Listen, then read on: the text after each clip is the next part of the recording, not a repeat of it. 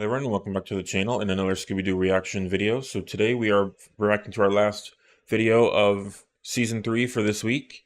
Next week we'll get into start working on the next 3 episodes, but starting off last 2 days on Friday and Saturday, we rated Creepy Creature of Vulture's Claw a 6 out of 10 and the Diabolical Disc Demon a 7.5 out of 10. I enjoyed both those episodes for varying different reasons. I love how the animation feels a little bit crisper as well as we get into the latter part of the Scooby-Doo, the one that's more part of the All-Star season. But like starting with episode 9, it's got a little bit cleaner, you know, especially since it's only been a week in between. So I don't know, maybe do an animation or something like that.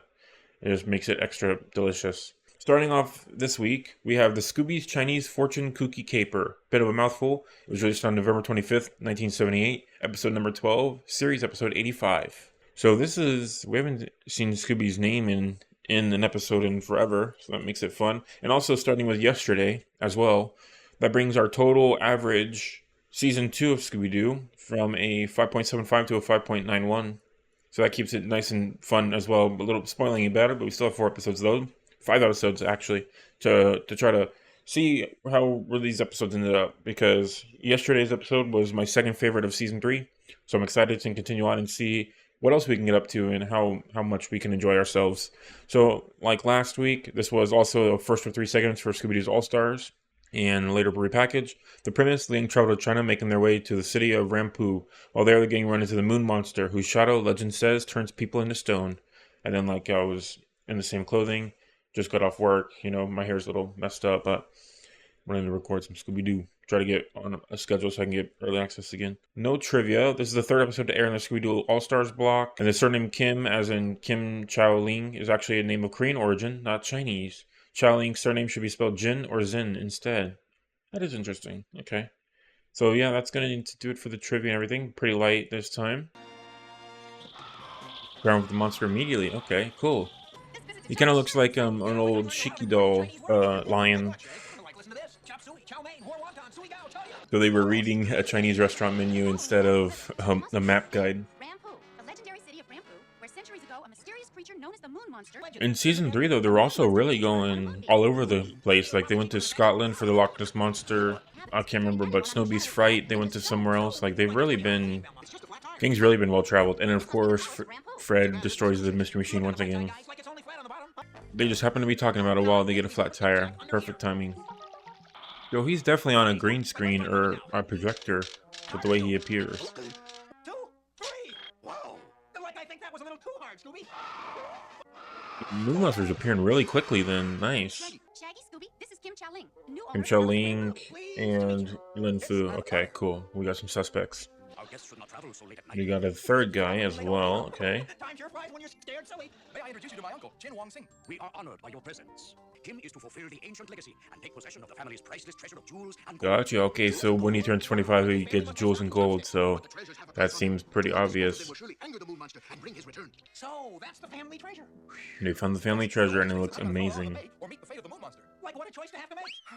You're just in time for dinner, Velma. At 2 in the morning? Uncle Chin's a man after our own stomachs. Uncle Chin! Nice. Uncle Chin, get out of his shadow! Uncle Chin got turned to stone. That means he's definitely probably one of the suspects. He wants all the jewels. Maid's day off? There's something strange going on around here. Fred, we're being pulled into those rocks. Man, I'm getting pulled into the currents. They're having a bad time. Pulled inside into the cave. Okay, so there's kind of like a dam kind of area. Wow. The current in the bay washed these things up in here. Including us. Now that's strong. Yeah, of course, the Moon Monster. Run. Nice, Ricksaw style. Where to, sir? Yes, sir. They could have captured him right here, the way they lifted it up on him. Or I guess he could knock it over himself. We're back in the palace. Just as I Wow, Fred, Daphne, and Velma all came in, so through the cave, back into the outside, and they meet up again. Shaggy, Scooby, watch out! It's the Moon Monster! Shaggy, Scooby, you're glowing. So the flower glows. That flower isn't flour at all. It's some special kind of fluorescent powder. You mean like if we made a birthday cake out of it, we wouldn't need candles? Exactly. Treasures into the bay, my master, to fulfill the ancient legend and rid us of the Moon Monster. You don't need treasure, and I think Lin Fu might be the evil one if he's thrown into the bay because the current will take it into the cave. Okay, I understand. Watch it, Scoob. Scooby's an insane mad lad, man, the way he spun around, and then he got yanked. Come on, Scoob. I love how he said next time, like he's already ready for it. And fish in the eyes, good old-fashioned Scooby-Doo.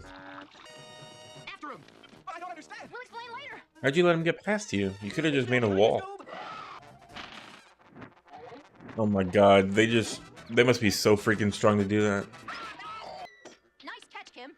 He would have broke his freaking hands trying to catch that with how heavy that would be. Yep, I knew it. Of course, because he went to stone first. He was the first victim.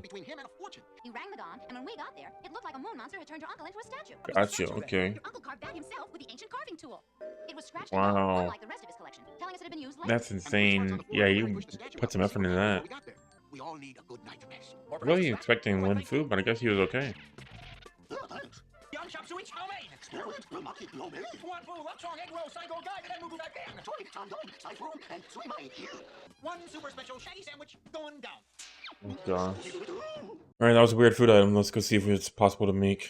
It's all in a sandwich, but 3 of those items did not exist, or I couldn't find anything whenever I googled it. But what I could find is going to be in a sandwich. We have egg foo young, chop suey, chow mein, spare ribs, rumaki, romaine, sausage, egg rolls, moo goo gai pan, beef, chok choy, shandong, and su mai. Like 4 types of noodles, 4 types of meat, 2 things of lettuce, some sausage, some beef rolls. Rumaki is like bacon wrapped water chestnuts. So gonna be an interesting one, but all the textures could be there, which would be fun. So that's probably gonna be like a sub special that we'll do, but that'll probably be way down the line. We'll probably put that, since the pot pie is going to be our 300 sub special, and then the next set of episodes, Scooby-Doo. So we'll do this as like a sub special by itself, just because it's going to be such a lot of cooking on that one. We're gonna keep it. We'll probably also buy a couple things for it. Just don't have to make all of it. Like maybe we'll buy the chow mein and the egg rolls.